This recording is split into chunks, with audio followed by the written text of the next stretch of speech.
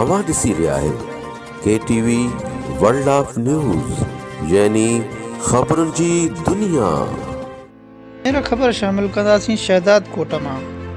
पेश आहे नज़ीर अहमद सुमरो जी रिपोर्ट। शहदाद कोट जे deputy director agriculture Ashiq Hussain Chandio media सां ॻाल्हाईंदे चयो आहे त मूं मथां रिश्वत वठण जा इल्ज़ाम बेबुनियाद ऐं कूड़ा आहिनि।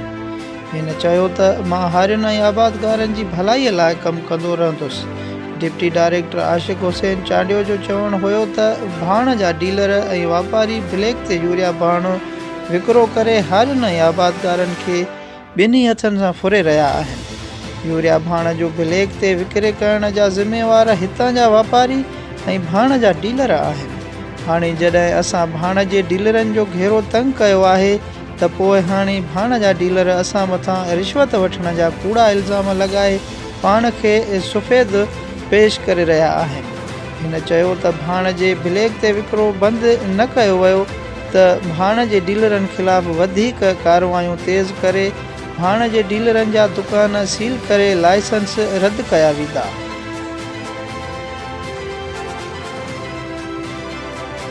ख़बरुनि जी दुनिया।